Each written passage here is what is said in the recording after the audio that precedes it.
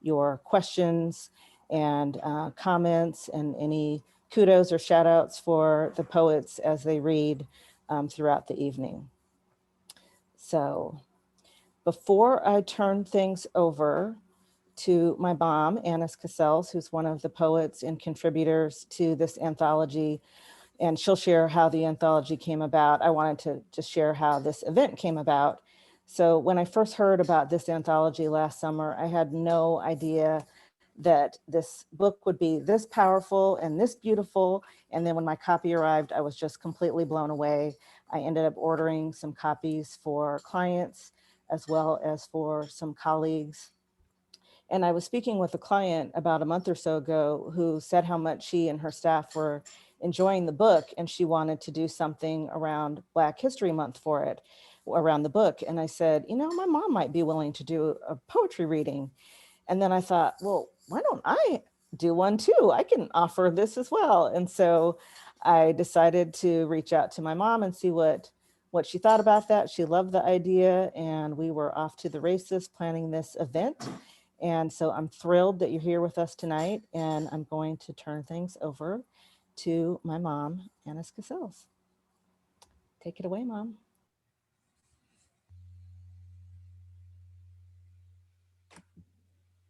Thanks, Cecilia. I sure appreciate you and everybody else who has shown up for us tonight. We're thrilled to be here and to honor and celebrate Black history. I'm the proud mom of Asila and her sister Amina, who can't be with us live today, but she'll catch up. And I'm very proud and pleased with the book that we've created, Enough Say Their Names, Messages from Ground Zero to the World. This book chronicles the history that's current and recent. And it also will provide, that's our hope, that it will provide an opportunity to create open dialogue and conversation among people for positive change. We also have done what we wanted to do, which is to create a record of this recent and current history, because we are still living it. The idea was spawned by Ronald Montgomery, who is here tonight, and I want to say all of the poets are here tonight to participate. This happened after the murder of George Floyd, that Ron felt like we needed to do something. And he got on the plane and he went to DC, he went to Minneapolis, he went to Seattle, to Portland, all over where the protests were coming from, were happening. And he gathered us together. We ended up with 8 diverse artists, authors, photography in the book from all over the place, from a lot from Ron and a lot from other photographers. And we all came together over Zoom and in the pages of the book. We are going to use the chat today, the chat feature, and we would love it if you would put any reactions that you have, any comments that you have, any questions that you might want to ask, and anything that resonates with you. If there are lines that resonate with you, we would love for you to enter those things into the chat, because when we're finished with our presentation, we will have a question and answer conversation time. So we have that to look forward to. And now I'm going to introduce our lead-off poet, and that is Mr. Lawrence Diggs. Lawrence believes that many critical subjects are left unsolved because there are not enough forums to wrestle with them in a safe environment. He uses an entertaining, interactive approach to tackle difficult subjects. And he also uses poetry to help people wrestle with complex subjects on the national and international landscape on many forums. So now I would like to introduce Lawrence Diggs. Lawrence? Testing 1, 2. Here we go. All lives didn't matter until someone said Black lives matter. Suddenly and surprisingly, all lives matter. No one said all lives matter when unarmed Black people were gunned down by police for years. No one said, all lives matter, when a child was gunned down while playing with a toy gun. No one said, all lives matter, when the water was poisoned in Flint, Michigan. No one said, all lives matter, when Black kids were crippled by substandard education. No one said, all lives matter, when Black people were lynched and the crimes covered up. No one said, all lives matter, when Black people were redlined out of decent housing. No one said, all lives matter, when Black people were marginalized into the lowest paying jobs and then paid the lowest wages. If the people who suddenly have discovered that all lives matter had discovered this before someone said all Black lives matter, it would have been a whole different meaning. It would have called attention to the fact that some members of our society were being treated as though their lives didn't matter. It would have been inclusive. It would have said, we need to make sure every life is protected. It would have been pro-life. But now, it sounds fake. It sounds like an attempt to silence the cry that Black lives matter. It sounds like an objection to anyone suggesting that Black lives matter. It sounds like a denial that Black lives matter. It sounds like an attempt to put lipstick on a racist pig. If all lives matter to those who say it, then they need to live it. They need to make sure they are as outraged over an injustice to anyone as they are to an injustice to their friends and family. They need to vote like it. They need to protest like it. They need to worship like it. They need to develop relationships like it. Absent that, I call fake. I call racism. I call hypocrite. I call anti-human. I will just raise my voice louder to say, Black lives matter, to drown out that fake and racist retort of all lives matter.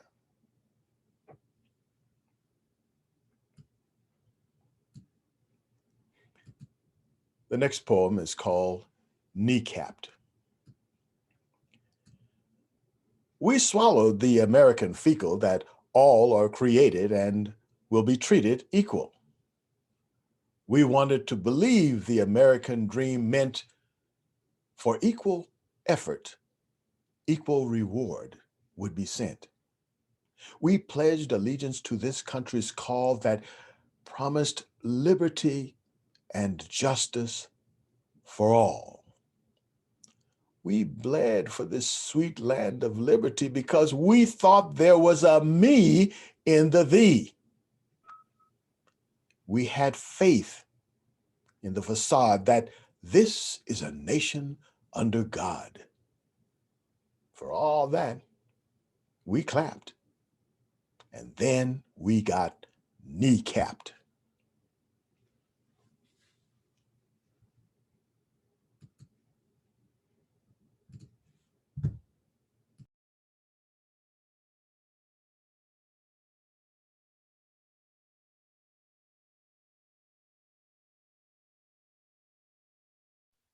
Do you have one more, Lawrence?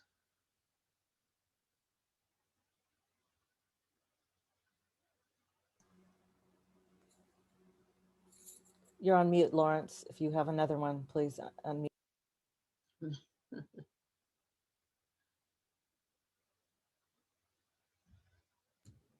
Just hang on a second. I had those two pulled out. I have to get the next one. Hold on just a second here. It's here somewhere. You're getting lots of shout outs in the chat, Lawrence. A lot of excellent and thank you and awesome and powerful. So thank you so much, and beautiful and eloquent delivery as well. Okay, hold on a second here. Okay.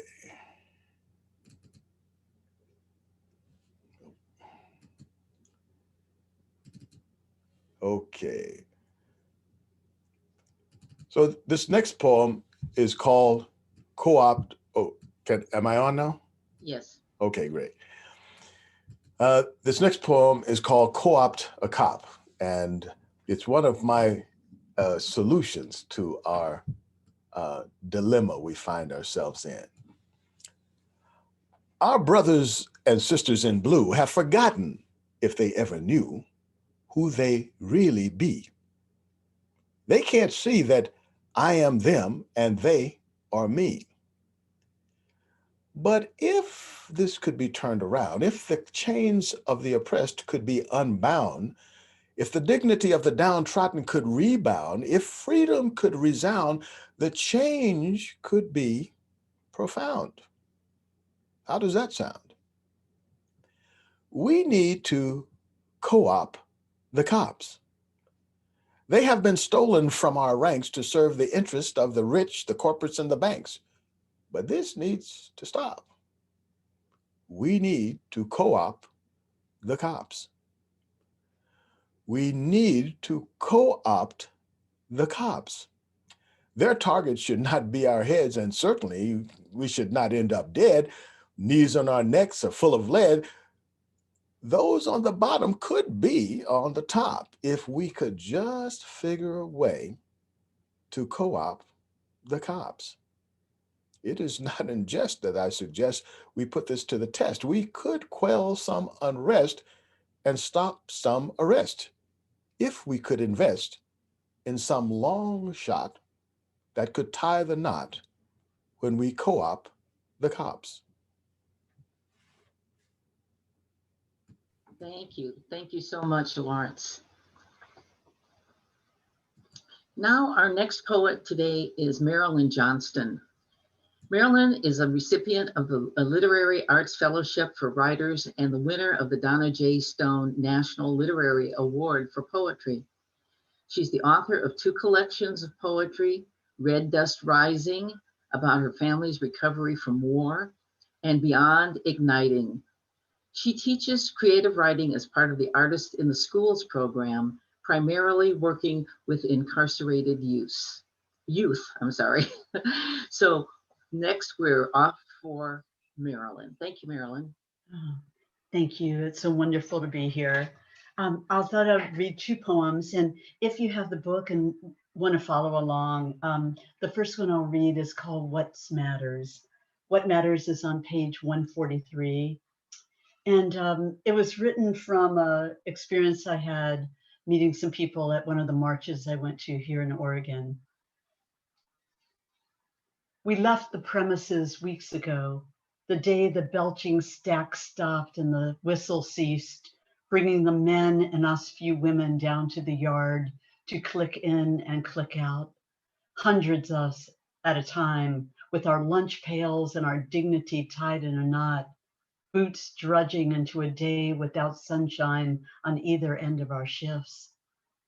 With news of the furlough, we filed out and went home, even those of us who barely still had one, and no one to listen as the virus hit, and the unemployment funds too were lost in a vacuous space. It was in the night I remembered we'd left him behind in the shuffle of leaving. We'd worked like robots that last week on the line, took turns on break, creating a monument which we all carved in stone, left over in the supply yard so anyone could see. The likeness of his head gazing above the stacks, hope in his eyes, head tipped to heaven. Regret for all we'd lost. I had to say goodbye to this man. No knee now to hold him fast. Not a day gone by when I haven't gone back and looked up to see what he sees. And today, once again, I am swept into the march as it turns the corner, and we chant in unison for Black Lives Matter. And we chant for all of us not embraced by the village, fearing we will need to burn it down to feel its warmth. And my second poem, again, is the price we pay in this country for not understanding each other's stories. And what this whole last year and the years before of meeting people that have taught me. I'm sorry, and this is on page 147. I'm sorry for all the things I did or didn't, for all that I said too muted or too much, or to those too closed down to hear, for the things I thought or didn't feel were important, or how I'd marched or feigned indifference with my calloused ear. For the times I praised myself as the white girl, thinking I understood, and now I know I knew nothing. For mouthing a word change, yet came up empty-handed, too slow to shout my anguish for those still struggling to breathe. Yet I write, as we all must, in the time that's still left, shouting these words on the page as a mantra. I must bend a knee, grab a pen, mark a ballot. I must say, enough. Thank you. Thank you, Marilyn. Very powerful. Our next poet today is Anke Hodenpyle. Anke is an Indo-Dutch poet, a bedside singer, and a teacher. She is the founder and facilitator of local Bakersfield workshops entitled Accidental Grace, a path to healing through poetry. Her work is included in several anthologies and literary journals. Her forthcoming collection, Indo, will be released in the summer of 2021. She lives here in Bakersfield with her partner of 35 years. Anke?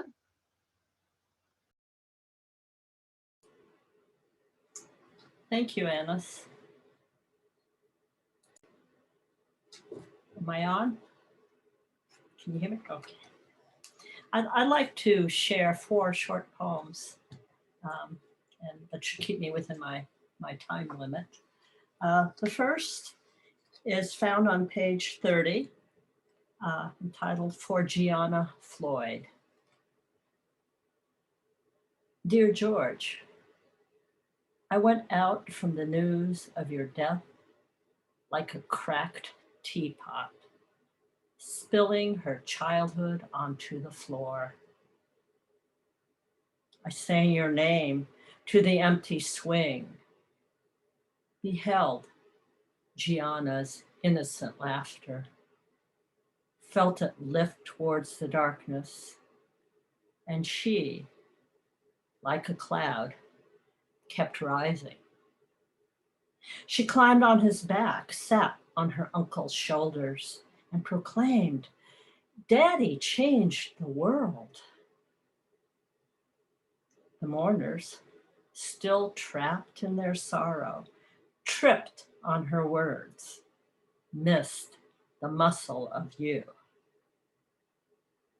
Now, I hold this space for Gianna Floyd, your 6-year-old daughter, and for all the fatherless and motherless, for the years and years of struggle for justice, peace, and equality.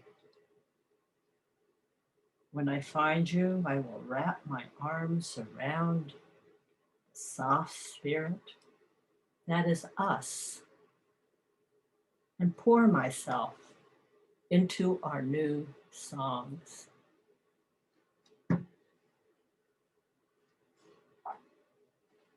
The next one I'd like to share, it's called Carry Their Names on page 124. And if you don't have the book, I don't know, well, you probably can't see it. It's got the marchers in the streets of Dallas with the names of those who were murdered painted on the top of their umbrellas and in their yellow umbrellas. And so the poem, Carry Their Names. Umbrella ghosts hold on to the story of their lives. Hold on to you and me, their riderless horses, unable to throw away the memory of their dignity and power. We march as pallbearers on cold pavement, carrying the casket of their names, like a hallelujah sung to the sunrise after a heavy, heavy rain. We look for that rainbow, one that bends toward justice.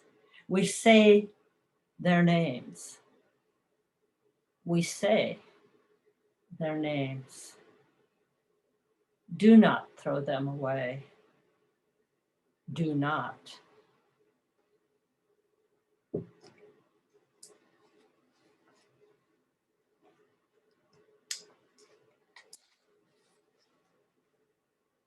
Talking to privilege.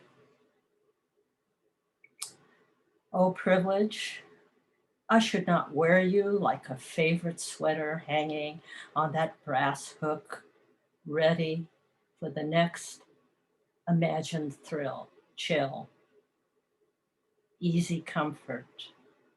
I should heed your frayed seams and shabby demeanor, toss you into the trash, naive threads thick with benighted yarns, a graceless fashion, unworthy. You think I did not try to scrub the stains spun into your fabric? You, a hand-me-down hanging on the clothesline of fragility, generations old? It is not enough to wash and wear. No, I need to disinherit your sympathy, your deception, your delusions. You can no longer have my body to carry your story. I am no longer your silver-haired poser.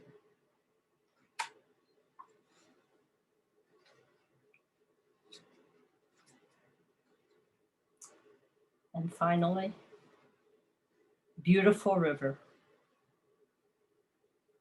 It's evening and I walk alone. Stars light up one by one. The desert heat takes its leave. I drift into myself.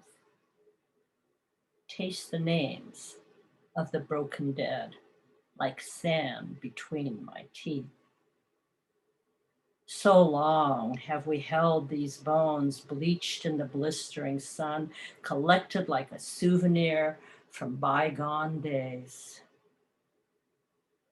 There's a prayer to behold these marchers with their signs, one by one.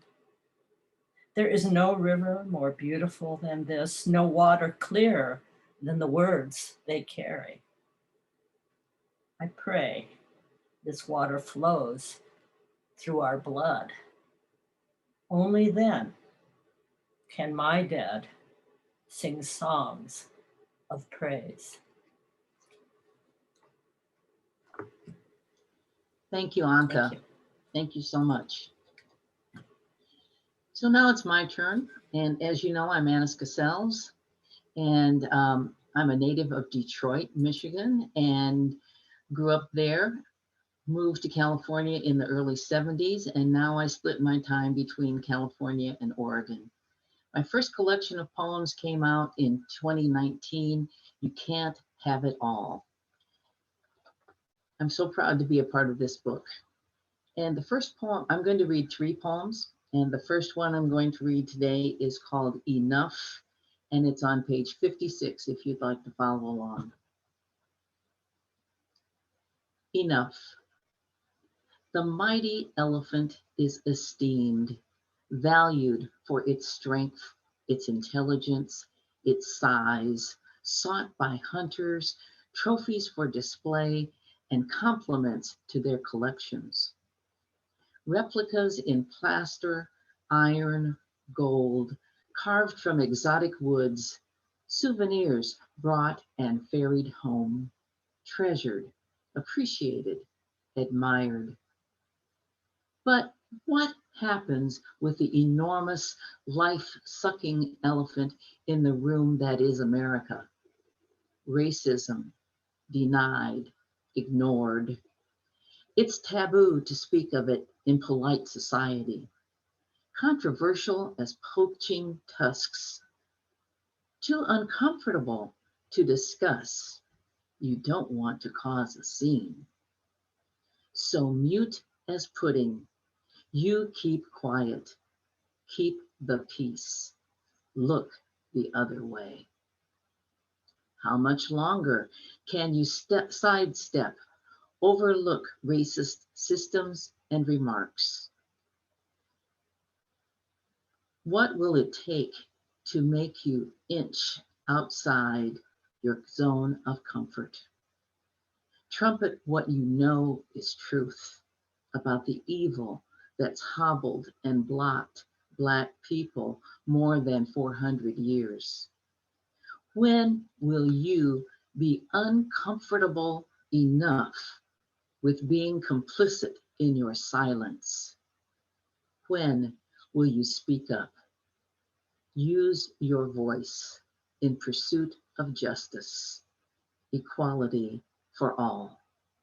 Today,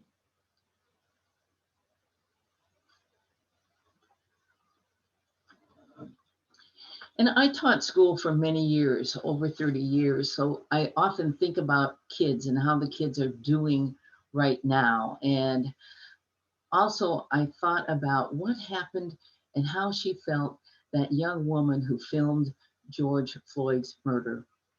So this poem, And Our Youth Shall Lead Us, is on 115, and it is a tribute to Darnella Frazier. And our youth shall lead us. It should have been a routine trip. It should have been peaceful, calm, this girl going to the store with her cousin. Except in the street right before her, a Minneapolis PD cop knelt on George Floyd's neck. To this smartphone era teen, selfies, videos were second nature. Her camera always within reach. Her hands, her brain kicked in an almost automatic response when an incident goes down. A second cop stood guard, kept bystanders at bay. 4 more knees scored into Floyd's spine. George Perry Floyd, an unarmed Black man, hands cuffed behind his back, pled for mercy, wheezed, I can't breathe. I can't breathe. Called to his mama, summoned his mama, gasped for his mama. A young Black girl documented the murder as police drained Floyd's body of life. Images the world cannot ignore of these 8 minutes and 46 seconds ignited a movement, a revolution, thundered a call to action, detonated the spark to dismantle the atrocities of policing in this country, of injustice under the law of racism, latent, overt, systemic. This schoolgirl, Darnella Frazier, shifted the point of view, awoke our collective consciousness, produced a catalyst for change, change in America's culture, attitudes, actions. America's history, her legacy, 17-year-old Darnella Frazier.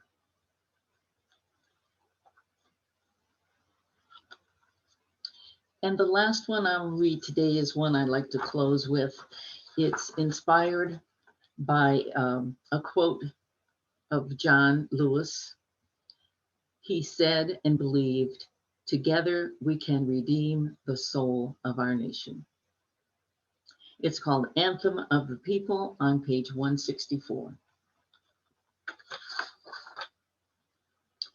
We, the people, are the beloved community, awakened and walking forward, the winds of peace at our backs.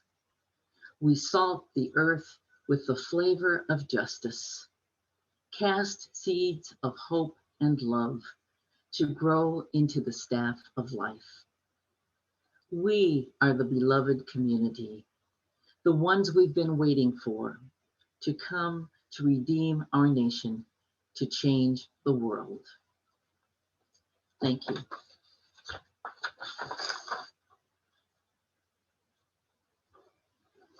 And our next poet today is Diane Ashburner. Diane is a writer, editor, and project manager who has spent a good portion of her life in China working cross-culturally. She believes that we are forever changed by the experiences of our everyday lives. Her culturally diverse work and life experience represent a rich tapestry that feeds her writing skills.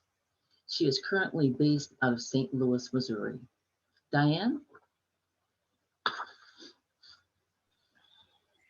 Thank you all for having us today. I'm going to start out with a prompt to my poem. This particular prompt is not in the book.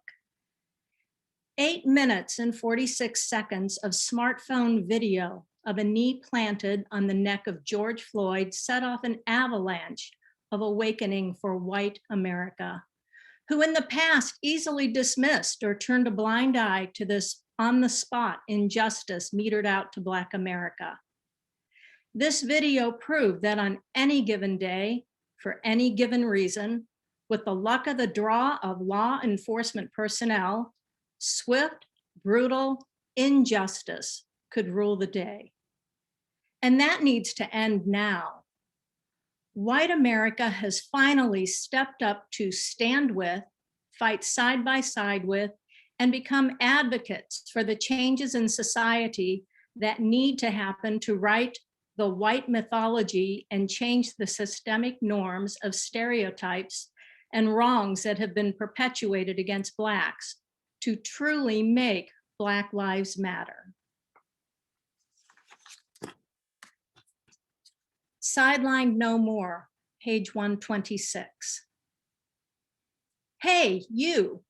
Yes, you there, behind the mask of pandemic, watching the decay of systemic racism as lines are formed and hands clasped in reaction to clubs grasped to stop the movement that has swelled. Do you finally feel compelled? Join up, stand with, march forth through the precinct, finding words, with clarity sync, using your privileged white to voice the insurrection needed to change direction. So welcoming the multitude color of others without pretense will finally achieve justice in a real sense. Thank you.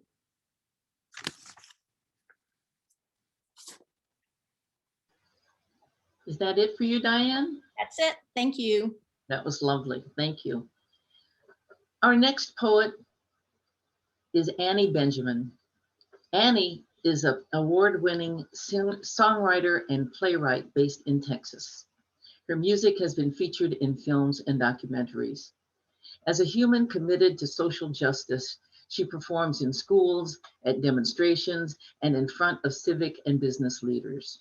She believes passionately that the arts have the power to heal hearts and minds while inspiring to bring about social change. All right, Annie. Okay, I should be unmuted now. Can y'all hear me? Awesome. All right, I think it's absolutely amazing that we now have a vice president who is a woman and a woman of color. This is phenomenal. And when we were working on this project, we didn't have a vice president who was a woman of color. So this is really remarkable, and I wanted to call that out. But I also want to say that while we have made these tremendous strides, I wanted to mark the fact that today, or yesterday, I believe it was, we hit 500,000 lives. That number of people have passed from COVID.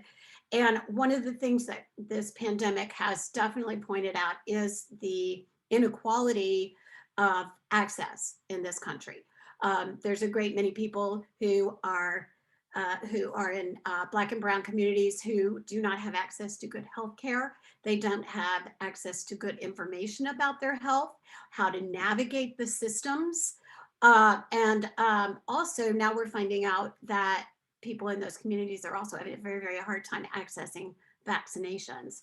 And I wanted to do my piece called Blood, because I think it definitely has a lot of the images that we associate with the COVID phenomenon, if you will, and the COVID pandemic. So I'm gonna do Blood. So I'm gonna start with that. And hopefully I'm still in tune. Can y'all hear that?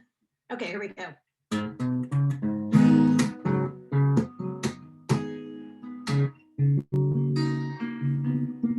There's a story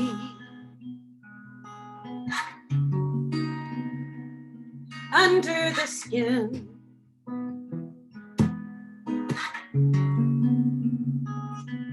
and a pinprick will get you in.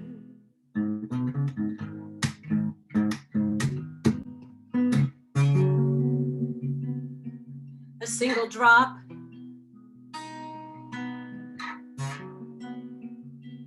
viewed by a scope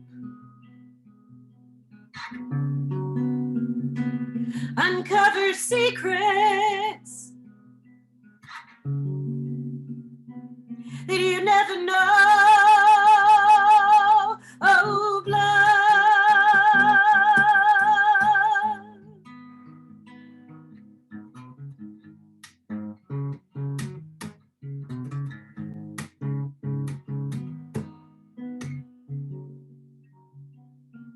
Below the surface, battles are waged. Heroes and villains are deep in your veins. Oh, blood.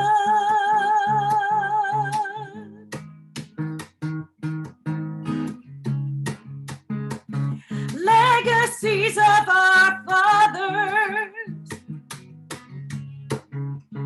are carried through our blood to our hearts. It's ancient oxygen that's fanning the flames of hate and love's name, tearing us apart. Oh, blood, it's blood.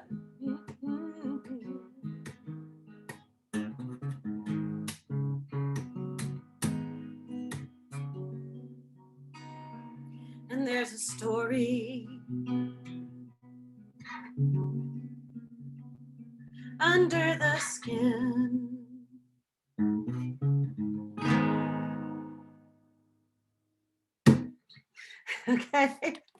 Thank you. That's blood.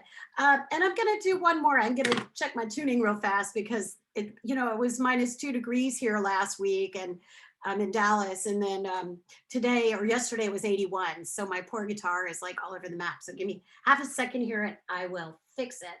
But one of my my very, very favorite poems ever is a Langston Hughes poem called I Too.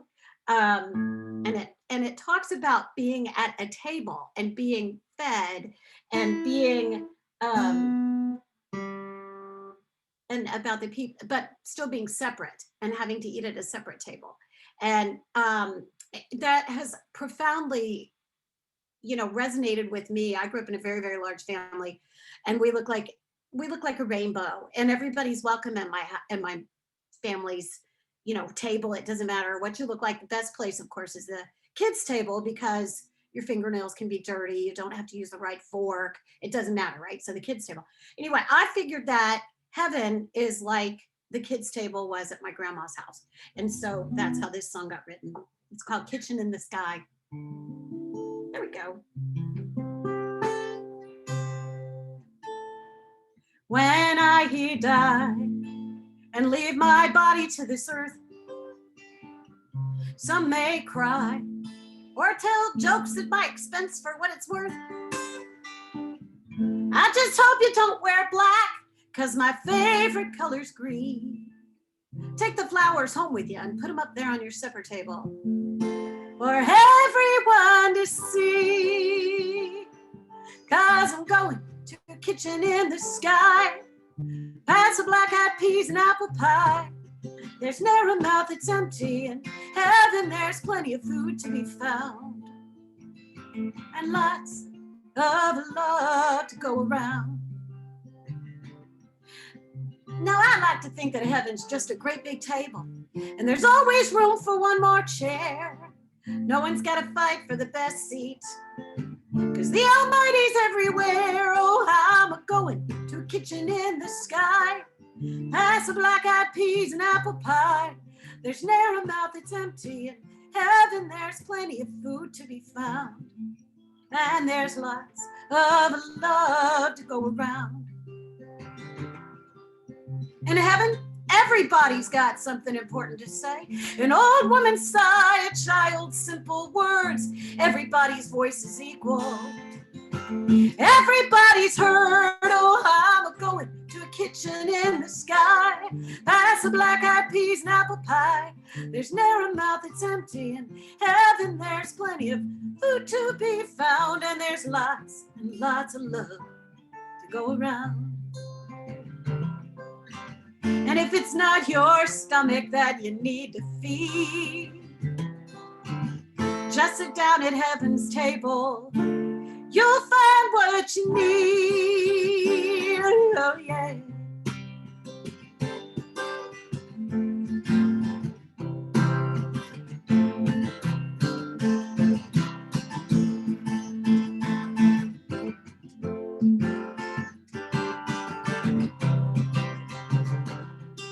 So when I die, another soul is gonna take my seat. So please make sure there's a place at your table with a lot of good things to eat. 'Cause I'm going to a kitchen in the sky, past the black-eyed peas and apple pie. There's ne'er a mouth that's empty. In heaven there's plenty of food to be found, and there's lots of love to go around and around. Oh, there's lots of love to be found. There is, and there's this great big table up there just waiting for you and me. And you know what? Nobody has to do the dishes.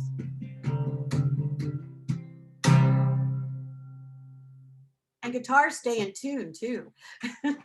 Thank you all. Thank you so much, Anne. That was really lovely. All right. Appreciate you. Back at you. Our next poet is Emily Rush Hill. Emily is a poet, a novelist, and an artist. She created the cover art for her books and is writing her 5th science fiction novel. She and her husband live in a rural area amidst trees and wildlife, pet dogs and cats.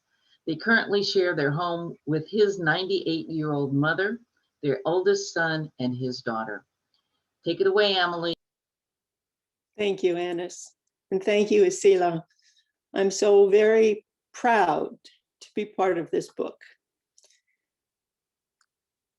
The first poem I'm going to read is Handprints on the Wall. It's on page 7. From the beginning, people have used mud, paint, to press their handprints on walls, to mark their passing, to leave a message for their descendants, to prove their existence.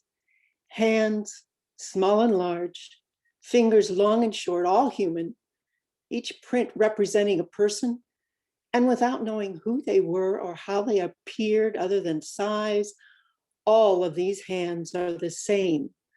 Stencils surrounded by pigment, some 40,000 years old, proclaim, "We are here." And now there are handprints on walls and boards covering broken windows, and still there is no way to know whose hands they are. No way to know if the owner's skin was black, white, or brown, maybe male and female, but no other way to define any kind of division of intent, of value, or of any meaning at all, except to say, we are human. We are here.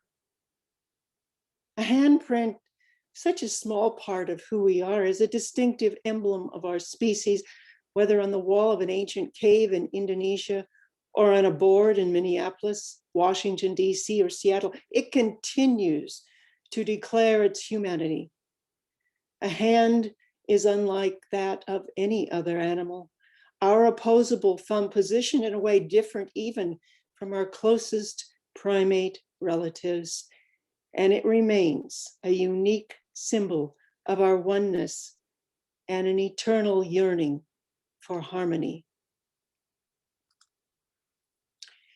This poem, "A Fish Doesn't Know About Water," thank you, is on page 88. It has basis in things that really happen. So, a fish doesn't know about water. When the young man responded to something I said with the non sequitur, "It's not about you," meaning me, I was confused because my opinion is about me, but the state of the world is about all of us. If we don't work together, nothing will ever change, especially for the better.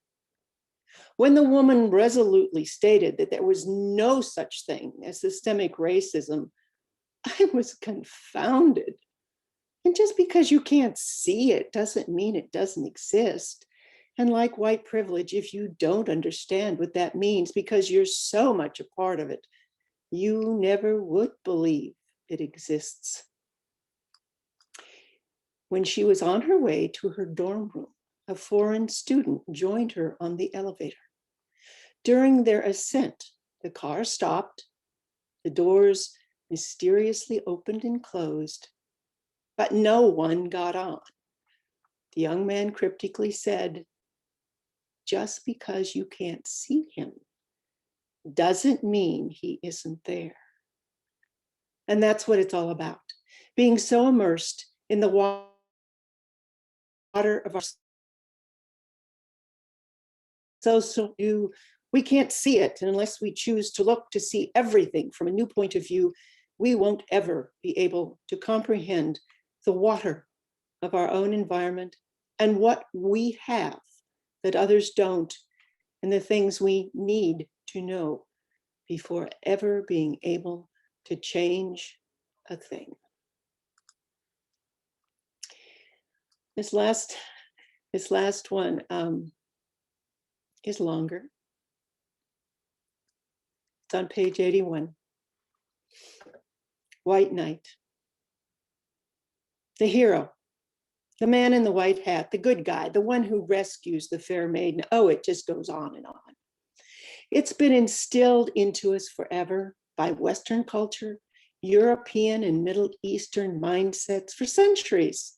Since the Crusades, the Holy Wars, and age-old attempts to reform and cover over the Mother Earth goddess with male-dominated principles, doctrines so easily perpetrated upon ignorant people who could see the benefit of being protected and being above, better than someone else. So a group morphed into the white male protagonist. And because men were bigger, stronger, and more aggressive than most women, which left the world to assimilate the dogma, to turn it against people from other parts of the world in cultures where coexistence, cooperation, and the utilization of each and every person in their society was necessary for survival and enrichment.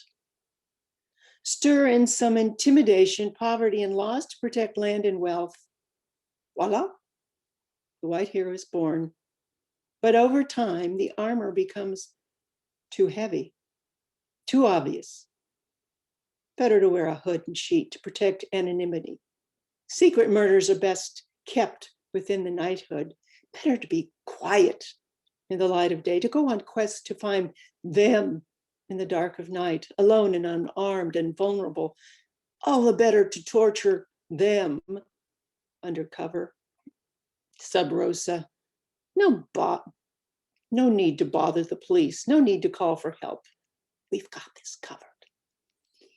Knights of the KKK, neo-Nazis, white supremacists, and white nationalists whose only raison d'etre is to subdue and subjugate people who are not white, not Christian, not male, not American, not conservative, not bigoted, not intolerant. The uncaring who fear all people who aren't just the same as they are. There's no white knight, no white-hatted good guy. No one will come to the aid of a Black child or a Hispanic woman or an Asian youth. And now police can't be trusted to serve and protect. But all is not lost as people come together in support of each other to speak out against hate, murder, and racism. We're all in this together as one people, as one nation, as one world, as one species, in order to form a more perfect union than the one formed before, to establish abiding justice and wealth parity, universal education and equal access for all, to provide for the common defense against any oppression, both foreign and domestic, to preserve tranquility in every state and territory with kindness and caring, to promote the general welfare to all in equal portion without regard to any kind of descriptor that indicates gender, sex, color, creed, or of any person or group. May the light of goodness be shed on all alike in perpetuity. So be it. Amen.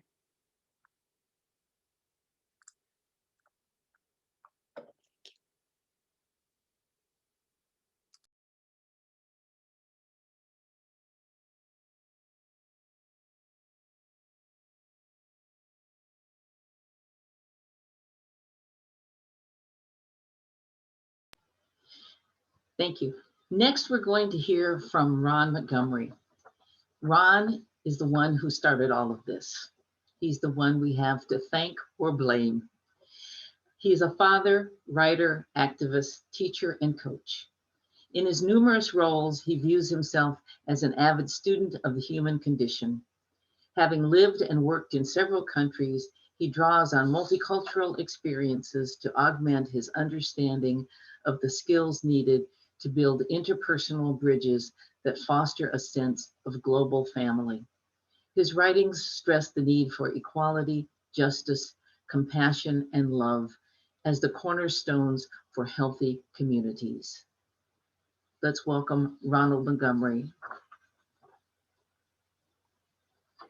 Yes, thank you very much. And so if I'm the one to be blamed, I better make this good, right? I'd like to start off by telling you that to understand the full premise and intention of the book, I use the analogy of a map. To understand how we have gotten to this place and point in time is essential that we look at history. This is the past, which in some instances is as recent as yesterday. To understand how well we will achieve our goals and get to a desired destination, it's essential that we know where we are. Think of turning on the locator services in your smartphone. You don't get the directions without enabling this service. GPS won't work without them. In any case, we need to be clear on where we are positioned today and to do what. And to do that, we are asking that people who read this book ask the tough questions that allow them to accurately locate themselves along a continuum of understanding. I hope that makes sense to you. The book is not just a well-designed and artfully created work, it is a map and so much more. I'd like to read 3 pieces from the book for you today. And as a backdrop, I'd like to share some historical perspective. Before I do that, I want to apologize to you for the graphic and uncomfortable information that I'm about to share. It troubles me greatly to do so, and I believe it is integral, however, to fully understand the poems that follow. It is not quite as disturbing as watching 8 minutes and 46 seconds of a dying George Floyd, but it is still uncomfortable. So let me say this, from 1882 to 1968, it's almost unbelievable that there were approximately, in fact, there were actually more than 4,743 lynchings which occurred in the United States. Of these people that were lynched, approximately 3,500 were Black. The Blacks lynched accounted for 72.7% of the people lynched, and these numbers, although these numbers seem large, it's not really an accurate number. We believe that there are more. Okay, Mississippi had the highest rate of approximately 581. Georgia was second, and then there was Texas at 493. It was not until, get this, it was not until 2018 that the Senate passed the anti-lynching legislation, Justice for Victims of the Lynching Act, on which the House of Representatives took no action. On February 26 of 2020, the House passed a revised version, the Emmett Till Anti-Lynching Act, by a vote of 410 to 4. It's amazing. That's why I say that the past is as recent as yesterday, and here we are talking about passing an anti-lynching law in 2020. Albert Einstein said it very well. He said, the world is a dangerous place, not because of those who do evil, but because of those who look on and do nothing. That was Albert Einstein. Edmund Burke, a synopsis of what he said is, he said, the only thing necessary for evil to triumph is for good people to do nothing. That's quite an indictment. And I think we have some historical perspective on that. That goes back and with very much larger numbers from Europe, but we have it here as well. That being said, let me read the first poem to you. It's called Silent No More. Some cover their whiteness with the fabric of moral convictions, the clothes of good and decent folk who hurry away from the bonfires in denial of hooded, gleeful shadows, shouting and moving with purpose beneath naked maple trees. You hurry along, renouncing the accusations of short, choked-off screams, erupting and silencing one after another through the night, with a finger moving to your lips as if to say, this is a secret for safekeeping. Never speak of it. Better not to know more, you thought, as you move past the barely visible silhouettes in a thicket off to the side of the road. Reaching home, you wait for the emotional storms outside to pass, just as you await the inevitable return to normal, now that the problem has been eradicated. Like so many days and nights in that distant place when the world kept silent about disappearing neighbors who were different in unseen ways, this neighbor wore no badge, just his blackness. Tonight, you listen and wait as the muted chaos is accompanied by a summer storm, blowing and thrashing the leaves of nearby trees and hurling branches like spears from the heights to impale the hapless mud below. You thank your gods that you are sheltered and safe from the ravages of nature and from savage happenings that bring out the bedlam that leaves strange fruit hanging from nearby trees. Now, it is still beyond the outer walls, but sometimes dark forms are running through the trees being chased by hooded angels on horseback. From safety, you hear shouts ringing out and shots as the glow of flickering fires light the night and cast shadows into the parlor. God-fearing folk, just like you, are out doing the work of justice. Who would have guessed that 3 decades later, your spirited daughter would return home with a curly-headed baby, a little too dark, too fast in the summer sun? Or that your peace-loving, God-fearing community of good and decent folk would be having none of this new age of flowers and sinful behavior labeled love? Now, the chickens have returned home to roost, and the once blessed silence you kept is deafening as you await the knock on the door by angels who will want to take your grandchild to meet the sycamore tree. Your silence has no value when the riders come for your kin too. How could you have known that the connection to brown eyes and chocolate flesh would move you to be part of this ignored struggle and this new awakening? Now you have found your voice, a tongue loosed as you scream out for the sake of love come lately. Now, scream out for justice.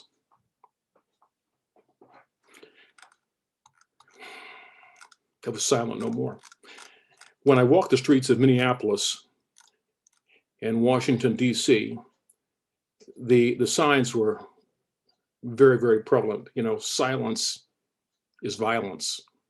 You know, for too long, too many have said nothing and done nothing to make a change.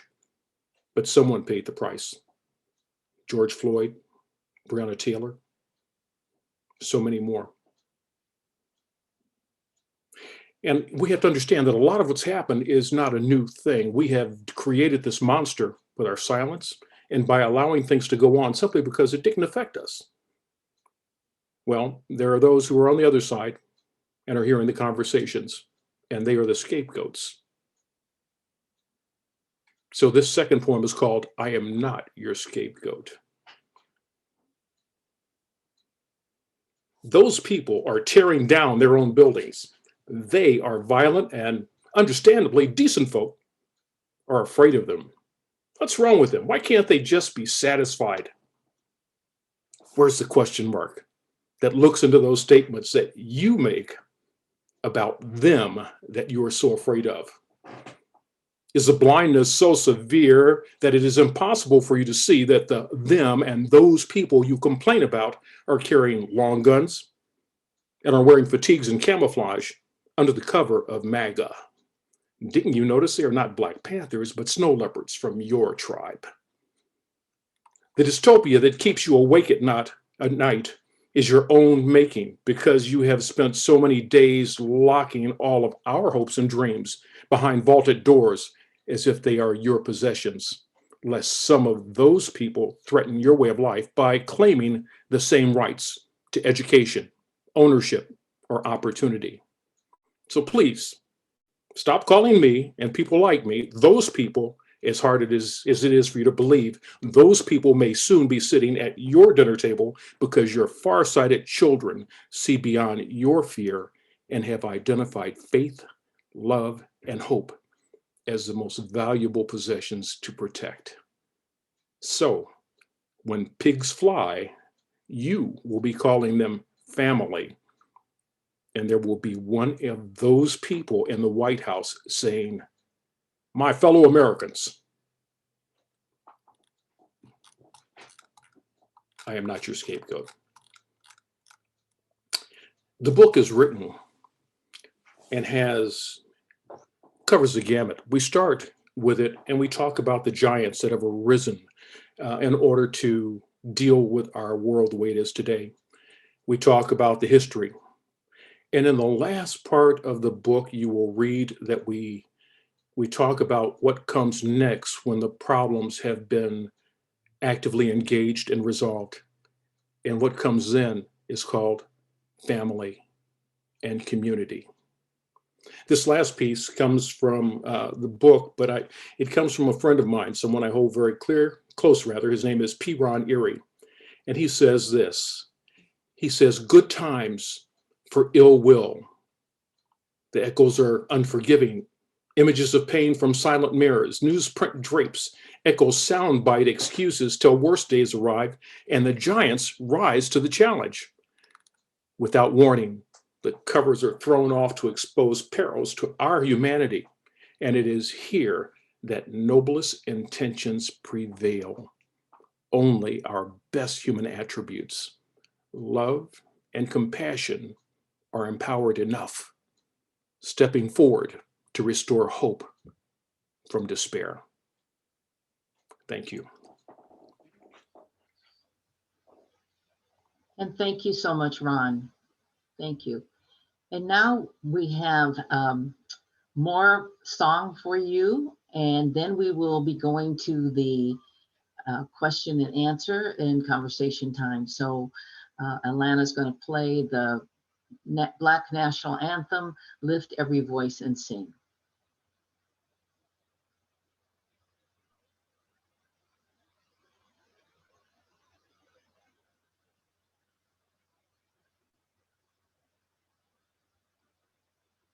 Lift every voice and sing till earth and heaven ring. Ring with the harmonies of liberty. Let our rejoicing rise high as the listening skies. Let it resound loud as a rolling sea. Sing a song full of the faith that the dark past has taught us. Sing a song full of the hope that the present has brought us. Facing the rising sun of our new day begun. Let us march on till victory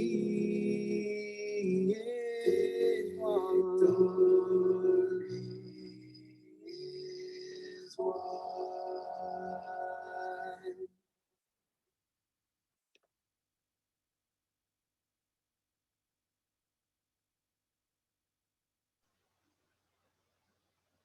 Thank you, Alana. And thank you all. Next, we'd like to invite you to unmute yourselves so that we can hear some ideas and thoughts, some of your questions. Some of you've asked questions in the chat. Asila has put in the link to our website, enoughsaytheirnames.com, where you can purchase the book if you would like to do that, and also where you can hear audio clips. I don't recall if any of the poems you heard tonight are were also duplicated on the audio. So anyway, it'll be, you can hear some new poems or some different poems, us read some different poems at that time. Excuse me. So again, I'd like to open it up so that you just raise your hand, or Asila or Alana, have you seen a question we should be answering first? I haven't seen anything that I haven't answered. A couple people have asked about where to buy the book, for the link to the video that was just played, and Alana just dropped that into chat. And then the question about the audio version of the book, which you've answered, and I also answered on chat as well. Thank you. I think Ron has some information about the possibilities of some upcoming audio. You want to address that, please, Ron? All right, cool. If you go to the site, enoughsaytheirnames.com, www.enoughsaytheirnames.com, you will see a link at the top that says audio excerpts, I believe. Click there and you'll be able to get an audio rendition of one of the poems from each one of the artists here. Additionally, next week, you will see new poems added that are also audio renditions. All of them have music behind them, and they are so well done by so many skilled artists. So we look forward to giving you more as the weeks progress. All right, thank you. And we've seen quite a number of wonderful comments of things that have resonated with folks and feelings that have come up. Is there anything anyone would like to verbally express? Yes. You can Go hear right me? ahead. It's Jamie Annis. Oh, hi, Jamie. Hi. First, I want to say, I guess I assume everything's Central Time, but so I just tuned in late. Second, I heard Lift Every Voice and Sing for the first time at Compton Junior High. And that always brings memories of that time. And third, I live in Minneapolis. And I know people know there are all kinds of people here, but there are many of us who have love and compassion and work at restoring hope. And that's all I have to say. Amen. Thank you so much, Jamie. Jamie and I taught together in Bakersfield a few years ago. Just a few, just a few. Oh, dear. Thank you so much, dear. 40 years ago, girl. Holy cow. And Okay. somehow we both got gray. Yeah, we did. And it wasn't just the students. No, it wasn't. All right. Thank you, honey. Jamie, can I add something? I have to tell you that when I got on the plane and went to Minneapolis, I Yeah. spent a lot of time walking down University Boulevard. Yeah. And you're It's right. a long street, but I assume you were downtown. It's a very long street, and I walked every inch of it. And I ran into some really awesome people. Oh, wonderful, wonderful. Yeah. But you know what I mean? The spirit and the air was heavy with emotion, and it was impossible to be there and not to feel that same kind of despair and the challenges that we're facing as a nation and as a people in order to get back to the point of being family and community. I think it was, I'm sorry, it was horror that people were feeling, people around me, just horror that this could happen here. Yes. Thank you. Thank you. Annis, this is Rosalind. I'd like to thank you and Asila for, first of all, the invite, but this has truly been an experience. I am part of a community coalition here that I'm definitely going to share the recording with and ask them to please take the time to just witness the inspiration and the heartfelt feelings that came through this reading. So I do look forward to many more. Thanks again for the invite. Oh, Roz, you're so welcome. And it is part of what we had hoped to happen, to have you share our work with whomever is going to help make a difference in the world. And thanks for showing up. Roz is my sister and I'm from Florida, and I'm just tickled to see you, Roz. Thank you. Thank you. Frank, you've got your hand up, so feel free to unmute and share. Oh, wow. Yeah. Thank you. Asila and Annis, what lovely hosts you are. So many wonderful gifts were so freely given today. The first gentleman, Mr. Diggs, I think, and Mr. Montgomery moved me in a manner that I'm struggling to convey verbally. It happened deep within me here. I have to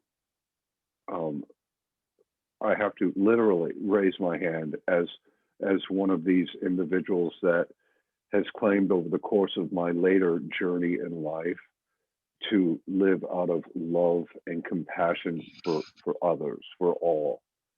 I have done the very best I can to help educate my sons and my grandchildren as to some of the content that we were enlightened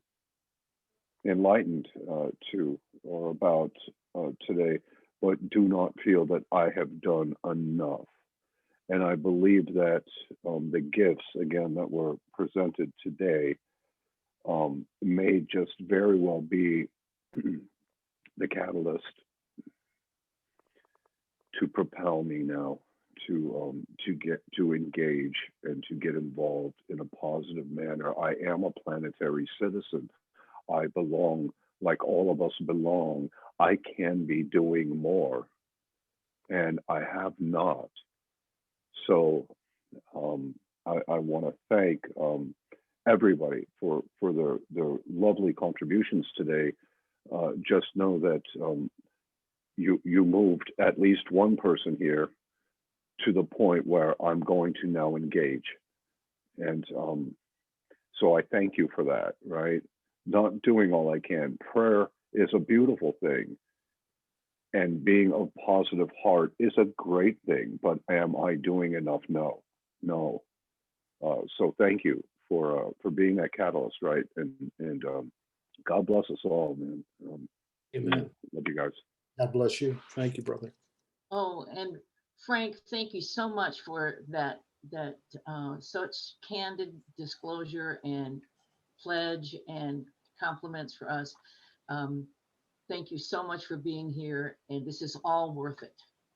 Thank you.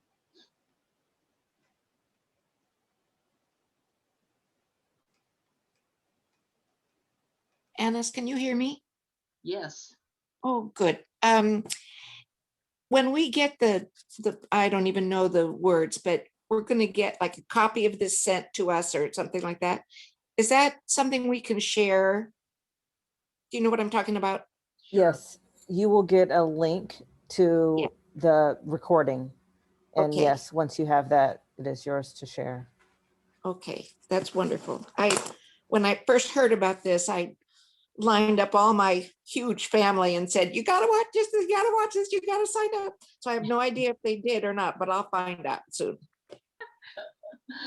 Thanks. Thank you so much, Margie. That spreading the word like that and sharing the link will be one of the things that helps do what we had hoped would happen. So thank you so much for that. It's just so amazing. I'm delighted to be here. Thanks for our, what's the word when you just accidentally, it's not an accident. Synchronicity? Yeah. Synchronicity. So thanks for being my teacher. Margie was in one of the writing classes that I teach in Coos Bay. So thank you, Margie. Thank you. You've got your hand up. Oh, okay. Okay. I had a question, and I wanted to say thank you so much. This was deeply moving, and my question is actually about age and ageism. And one of the reasons thank you so much, Asila, for hosting this and sponsoring this, because one of the things I work with, not the youngest people, but like the 20-something teenager to 20-something year olds in my job. And I often feel like the response to Black Lives Matter in main media and news, or just even coverage, tends to portray it as this largely, and I mean, I love youth, so that's why I preface it by saying I work with young people. It's nothing against you, young people, it's nothing against the 20-somethings, but I feel like the way it ends up being photographed or framed, or the stories that get usually the attention of the response, has often felt like it focuses on a generational category that implies that I'm trying to find a gentle way to say this, that like young people are the ones that are changed, which does matter, like in your poem, Honest, about Darnella. But what's been so heartwarming and moving to me is that this is an intergenerational, across a planetary citizen, like Frank used that term. It's older people, it's people at different stages and ages in their lives. And so my question is there something that you feel like can be done, or that you all see this collective of your book and your anthology and your audio anthology on your website that helps people see that you at any age could still be involved in social justice and show that you have a heart and that you have a voice? Because that's honestly one of the things about this. The art's amazing, and the poetry and the music and the songs are amazing. But I feel like this is the first time I've had that experience of a generationally seasoned form of wisdom and outpouring. But I feel like when people frame or think of Black Lives Matter, they frame it as if it's more like just young people. I hope my question is clear, and I don't know if you all could speak to that, but it really means a lot to me that you all have different walks of lives that you're bringing to this. So I would like to say that I totally agree with you. And in America, you know, our attention spans in the media tend to be maybe 15-minute sound bites. And so, and not only that, but we also live in a country that obsesses over youth. And I think that, as you know, I can speak for myself. My kids are grown, and, you know, I'm definitely a mid-century model now. That as those of us who have witnessed our grandparents and our parents marching and working towards civil rights, we're at a point now where we remember, and I use the word re/membering, and telling our stories is becoming more relevant. Perhaps we don't see it so much in the media like television, but there are more and more stories that we're seeing on Netflix, or there's more and more stories that we're seeing in movies. And I mean, Toni Morrison's writing is now more popular than it's ever been. So I'm using examples, these are just the ones that are popping into my head. So I think the stories are out there, but it's just that it is a little harder to step away sometimes from what we're seeing on the news. And I know that this is something that Ron and the other poets and myself are really trying to address through this. And the poetry is lovely too, because it's just another way of using language to address what we're seeing and hearing. Does that help?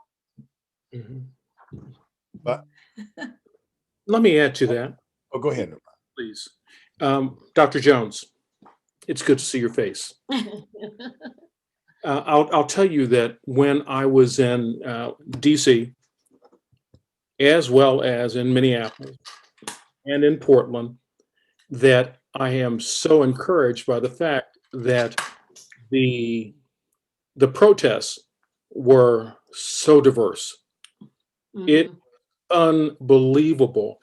And the good news is that for a lot of the really peaceful protests during the days, I saw so many young people that were with their parents, their grandparents, and with their own children taking part in the protests and leading everyone in prayer and taking a knee in the middle of the street. And I got to tell you, I believe that our greatest hope is going to be in those young people. It doesn't mean they don't need us. You know, well, they know about Ella Baker, they know about John Lewis, they know about Eldridge Cleaver and Langston Hughes, because we've been busy telling them about those people and showing them, but they have to be the giants, to stand on the shoulders of the giants that came before. And it makes my heart feel wonderful to watch them out there and to hear them so eloquently talk about the purpose of what we're doing, the goals that we have to achieve, and pushing for real action that has been too long delayed. So, you know, and you know, I got to tell you, I mean, maybe I feel like I'm not quite as useful as I used to be, because now I'm a septuagenarian. Okay. And, you know, Lord knows how many more days I have, how many more heartbeats. we all do what we can with each of the heartbeats and each of the breaths that we have. And if we touch one young person and get lucky and touch two, and they are active and we are standing behind them to support them, to show them compassion, to show them love, to give them something, role models to follow, I think we leave having done our job. Thank you so much. Thank you. Lawrence, you wanted to say something? Yeah, I think it's useful to recognize that a lot of what we experience is just kind of how our brain works. You'll notice that we like to separate things out in like little quadrants or little parse things out. It's the way that we try to see things. We create frames, and then the frame ends up being more important than the picture. It's just the way the brain doesn't want to, it has to sort of like organize things so that it can try to process it. The problem with that is that that's not really reflective of reality. It's just reflective of like our processing limitations. The result is people use that to make it seem like the divisions are real. And then they use that to separate us. It's not just age. It's like go back to the, as far as divide and conquer is based on the idea that, look, humans have a hard time processing all the data until they kind of like separate it out. And it's easy to forget that the sum of the whole is more than the sum of the parts. It's like, it becomes a different thing. Okay, so the media tells us stories in those bites, sound bites, and some kind of little quadrant, because if they're trying to talk to a whole bunch of people to simplify the story so you could tell it at all, they oversimplify it, and in the process we simplify it more because we focus only on one part of the story. For example, like Ron was saying, when you look at the news reels, no matter what they're saying, the reels tell you exactly what Ron was saying. All these people were there.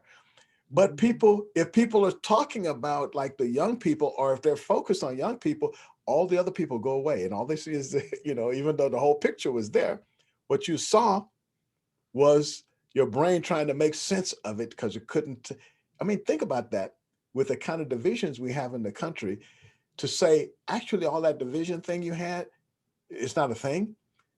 The mind has to undergo a whole different way of thinking to think that all these people actually give a damn, and they care about you. And all these people will risk what they have, come out, with their kids and say, this is wrong. We weren't thinking about that before. That wasn't the illusion that we had before. That's a hard thing. And that's scary for the people who want to see us divided. That's really scary for them. It wasn't that the Black people came out, it's that all those people came out. That was freaky to them. Suddenly that idea that Charlie Manson had to start a race war by killing a few people, that looked further away now. It was like sinking into the sunset, and that was scary. They're trying to bring it back, but it's up to us to keep in mind that we are all together, and to the extent we're not, let's try to make it so. Thank you, Lawrence, so much. Well, folks, I see our time has gone. We don't want to keep people too long past the time that we designated. So I'm just going to close with a very short poem, but thank you again for coming. Thank you for sharing. Thank you for believing in us and taking our message to heart and furthering the cause of justice, equality, and peace. And the poem I'm going to read is written by Louisa E. Gloria, who is the poet laureate of Virginia, the state of Virginia. The New York Times sent out a questionnaire to poets laureates at Thanksgiving time and said, what would people in your state have to be thankful for this year? Well, we've got COVID, we've got the protests, we've got unemployment, all the bad things that we know happen. And here was her response in poetry. Poems with statues falling. It was the summer we took heads, toppled statues of despots and slaveholders off their gleaming plinths. elsewhere tipped them into the oily depths of rivers. It was the summer we gave thanks for the thousand bodies marching in the hearts of grieving, inflamed cities. How they brought brave songs and chants, paint and chalk, words and light to project the hopes which we must bind together so we can become our own living, breathing monuments. Thank you again, everyone. Good night. Thank you. Thank you all for joining this evening. As I said, we'll be sending the link out to the recording. And this was just even more than I expected. So powerful. So thank you to all the poets. Thank you. And for all of you for being here tonight. Thank you. Thank you so This was much. wonderful. Thank you. Thanks, everybody. Thank you. Thank you. Jonathan. Thank you.